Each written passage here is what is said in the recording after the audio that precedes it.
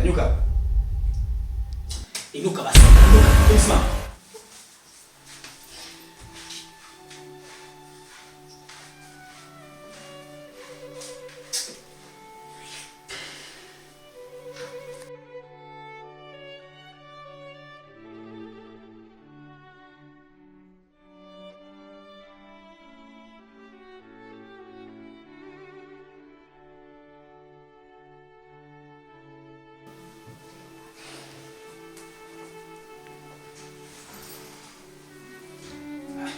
Wewe mbona utoki? Divan. Changamka basi.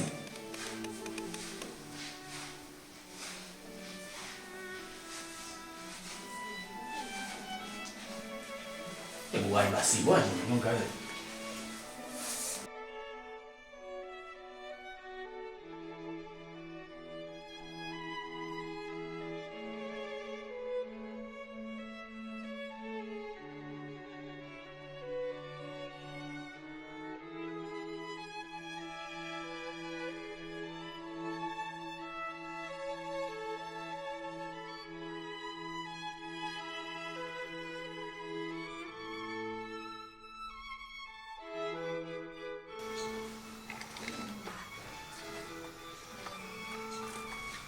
Wewe Choncho.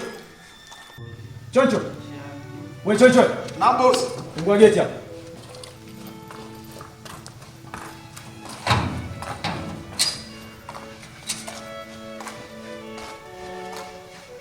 Fungua geti. Ndio boss. Anatoka. Hawa nasafiri. Unatakaje? Nimeuliza tu kutaka kujua labda anatoka nasafiri. Wewe kazi yako ni kufungua geti kujua yanofanyika ndani. Samahani boss, labda nikuulize kitu kimoja. Hapa inawezekana kama naongea hivi sina adabu. Labda nikuulize boss wangu. Kuna kitu ambacho kilichotokea. Wewe unataka kujua kitu kilichotokea au unataka kufungua geti ili watoke? Nimeuliza. Haya, sawa. Huyu anarudi nyumbani kwao. Lakini bosi, labda nikwambie kitu kimoja. Kama ni yale maswala si alishaisha. Watu tushaomba msamaha yakaisha. Aha. Unamtetea si ndio? Sio kama namtetea. Au kama vipi, fungua geti hapo, anatoka na unatoka uende nyumbani. Sawa, si ndio unachotaka? Hapana bosi. Haya, anatoka yeye mpaka na wewe. Hapana bosi wangu, labda tufanye kitu kimoja. Unajua nicheleweshe? Divan. Kwa kweli kukosa ugali. Na hicho ndio kibalo changu ninachotegemea.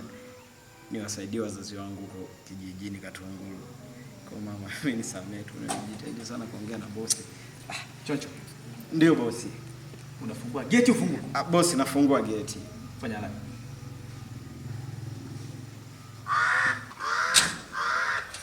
Fanya haraka basi. Bosi. Shemeji shikamo. Za saizi. Toka basi. Vipi?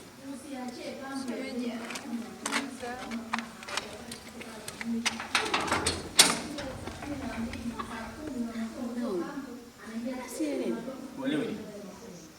Hicho ambacho ukielewa kitu gani? Hiki unachokiona ndio unachopaswa ukielewe. Maamuzi yangu ya leo ni huyu kupungua ndani ya nyumba yangu, arudi kwa kijijini. Lakini mume wangu, ungemsema sasa nikarudi. Sauti ya mwisho nani? Kweli. Sauti ya mwisho ni nani? Sawa, ni wewe mume wangu. Basi ndio tukazungumza. Bado tuendelee na vikao. Nakuomba. Tuendelee na vikao, nisikilize. Maamuzi yangu ya mwisho ni kwamba huyu anatakiwa aondoke, aende akakae nyumbani kwao. Na sio kubaki nyumbani kwangu. Tunaingia ndani tena kuzungumza nini? Tumeshazungumza mangapi kuhusu? Kwa kumbe inaonekana alichokifanya wewe umefurahi, si ndio? Lakini mume wangu, msamee, hawezi kurudia tena. Ni kweli bosi wangu, anachokiongea shemeji. Nyamaza.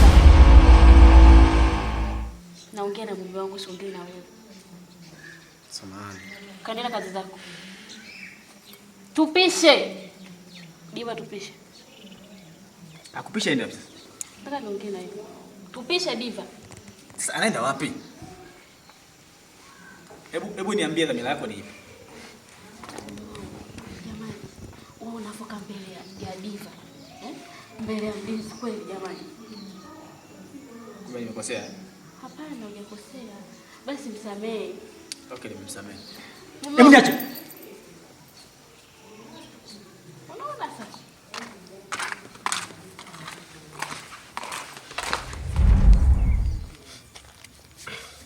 Alafu dada.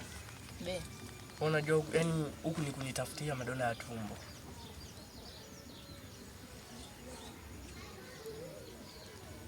Kwa nini? Yana shina na njaa nakuja kula jioni. Lakini Kalembe mdogo wangu, hivi uwezi ukatoka shule sawa, umerudi umenikuta mimi nyumbani sipo. Uwezi ukachukua labda moto ukaanza kuwasha.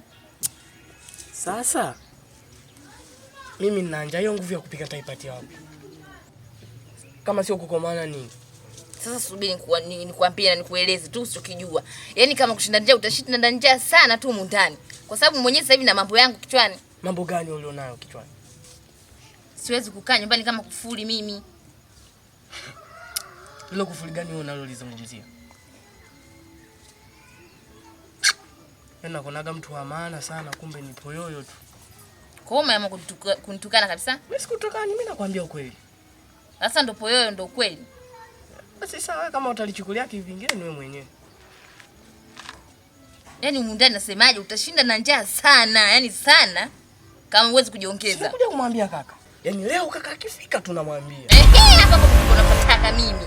Sasa kaka yako akija, mwambie kama unataka nikupige mpaka nikuumize, kazana. Namwambia utanifanya nini? Utakufanya.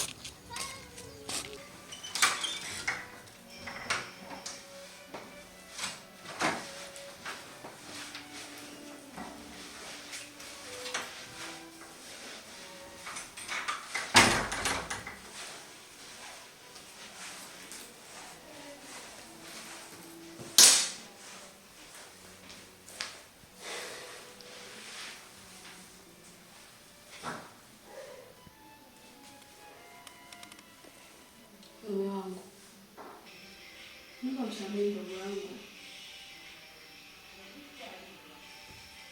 Nakuomba sana mume wangu. Niko chini ya ndugu yako. Naomba msamehe mdogo wangu. Najua amekosea. Ila nakuahidi hatarudia tena. Naomba msamehe. Sawa. Mbona kabla msamaha utoke moyoni mwangu? Hii sauti imetoka wapi? Hapana, najua umezungumza wewe, lakini naona kama vile kishingo upande. Umemwambia msamaha, nimekwambia sawa. Kafanya kazi zako. Sawa, asante Mungu.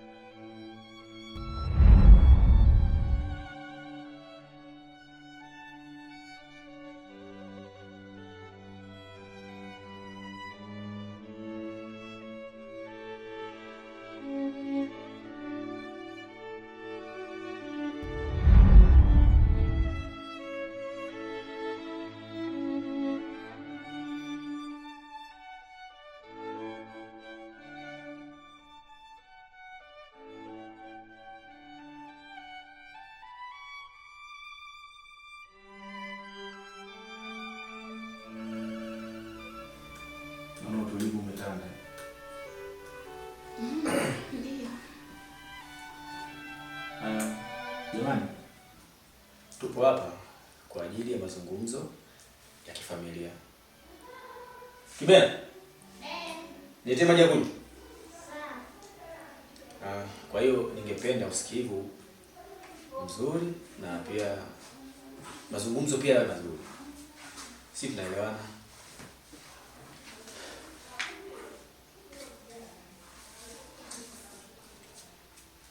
Kapale.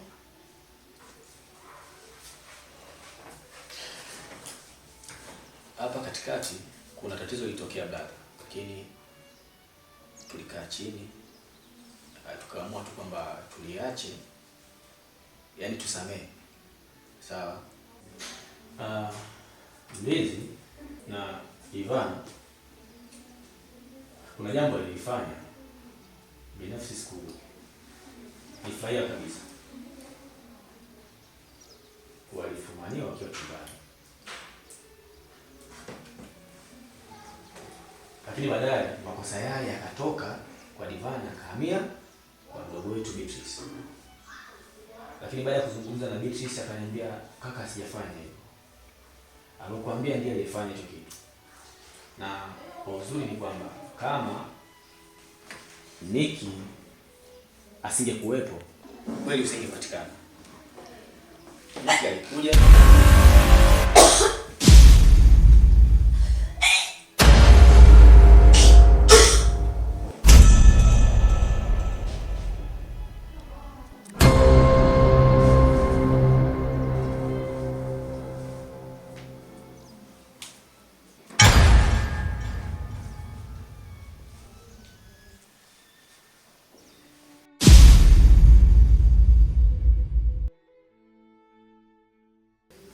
Waniki. Rudi ukae pale.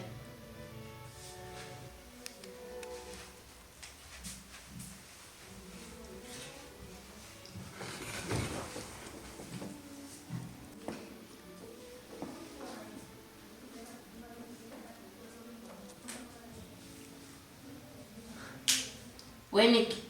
Una nini? Sijisikii vizuri. Sasa ungesema kama unaumwa. Tuendeleeni. Lakini nadhani ni hali tu ya kawaida. Kwa hiyo